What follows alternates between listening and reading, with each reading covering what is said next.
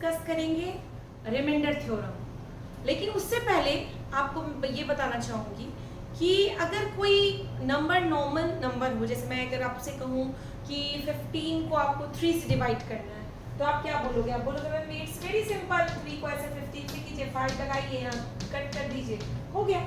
यही करते हैं।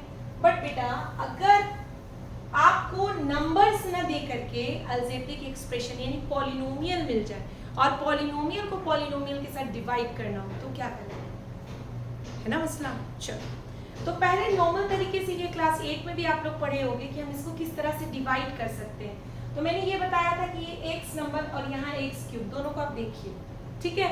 और x में आप क्या ऐसा मल्टीप्लाई करेंगे कि x क्यूब आ जाए, तो आप बोलोगे जाहिर सी बात है कि मैम x स्क्वायर करेंगे। देखो 1 को नहीं देखना है, पूरे नंबर को नहीं देखना है, क्योंकि सारे को मैच करना पॉसिबल नहीं है। फर्स्ट को देखना है, ठीक है। x स्क्वायर से करेंगे तो यहाँ मल्टीप्लाई किए तो x क्यूब आया, फिर x स्क्वायर को 1 से किए तो भाई x स्क्वायर आया। अब भाई क्या करते हैं, अगर हम लोग मान लीजिए यहाँ 2 है, यहाँ 7 है, 2 3 या 6, तो माइनस करते हैं ना, रिमाइंडर निकलता है 1। तो उसी तरीके से अगर हम यहाँ माइनस करें तो आप बोलोगे मैम बड़ा मसला है, यहाँ तो भाई वेरिएबल्स हैं, नंबर्स तो है नहीं कि डायरेक्ट माइनस करते हैं। तो देखो सिंपल सा लॉजिक है इसमें कि आप जो भी साइन यहाँ होगा उसका अपोजिट कर देना। देखो यहाँ कुछ नहीं है यानी कि प्लस है, तो प्लस का अपोजिट क्या होगा? माइनस। यहाँ पे क्या होता है? 6 प्लस में रहता है, तो माइनस लिखते हो ना आप माइनस करने के लिए। तो उसी तरीके से आपने साइन को पलट देना है, यहाँ प्लस है तो माइनस, यहाँ प्लस है तो माइनस। तो अब देखो ये प्लस साइन में रह गया, ये माइनस में हो गया, तो कैंसिल, ये तो खत्म हो गया क्योंकि मैंने तो साइन बदल दिया है। तो अब 2x square minus x square क्या आ जाएगा? x square. यहाँ आ जाएगा माइनस 5x, क्योंकि हम लोग जिस तरह से डिवाइडिंग में नेक्स्ट टू नेक्स्ट नंबर उतारते जाते हैं उसी तरीके से इसमें उतारेंगे। अब नेक्स्ट टारगेट इज x और आपको चाहिए x स्क्वायर, तो आप बोलोगे कि मैम फिर x से कर दीजिए मल्टीप्लाई।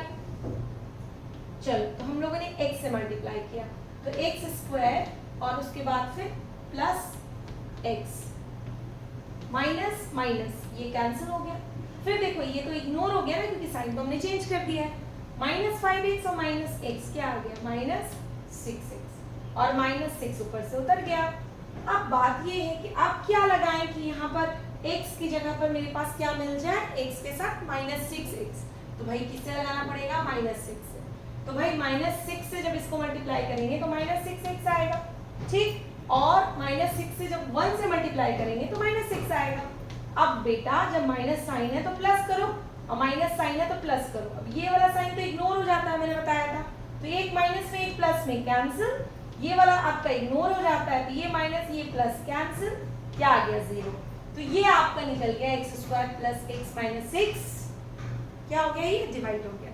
लेकिन देखो रिमाइंडर थ्योरम, जैसे इसमें रिमाइंडर क्या बचा? 0। अगर मैं तुमसे क्वेश्चन पूछूं कि बिना लॉन्ग डिवीजन को यूज किए हुए डिवाइड किए हुए, तो मुझे डायरेक्ट बताओ कि उसका रिमाइंडर क्या है, ठीक है।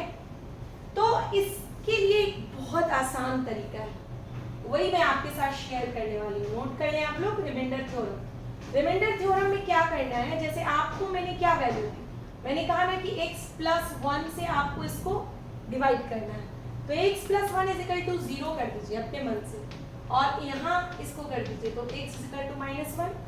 अब इक्वेशन क्या है? x cube plus 2x square minus 5x minus 6। अब x की वैल्यू पुट कीजिए माइनस 1 का क्यूब प्लस 2 माइनस 1 का square minus 5 into minus 1 minus 6। सो 1 को अगर ऑड नंबर है तो माइनस का साइन रह जाएगा, और यहाँ देखो इवन है तो ये माइनस खत्म हो जाएगा, ठीक है। तो 1 1 जा 1 ही होगा, तो 2 1 जा 2, माइनस माइनस टकराएगा, खत्म हो जाएगा, प्लस 5 और ये माइनस 6। अब देखो माइनस 6 और माइनस 6 माइनस 7, और 2 और 5 ये भी 7, तो भाई दोनों कैंसिल हो गया, क्या आ गया? 0। तो रिमाइंडर क्या आया तुम्हारा? 0। तो अगर मुझसे अगर क्वेश्चन ये पूछता है कि रिमाइंडर क्या होगा बताइए, तो क्या इस प्रोसेस से जाना सही होगा? लेंदी है, लंबा है, इसमें कुछ नहीं करना है। आपको जिससे डिवाइड करना है उस नंबर को आप इधर शिफ्ट कर देते हो, माइनस 1 आ गया, उसकी वैल्यू हर x की जगह पर रख देते हो, 0 आ गया। तो इसका मतलब ये है कि ये इससे कंप्लीटली कट रहा है, इसका रिमाइंडर 0 आएगा। और मान लो कि कोई ऐसा नंबर होता है जिसका रिमाइंडर कुछ ना कुछ बचता, 7 बचता, 8 बचता, कुछ भी बचता, तो वो यहाँ पर वो नंबर बच जाता। तो बच जाता तो एक्चुअल में वही रिमाइंडर होता।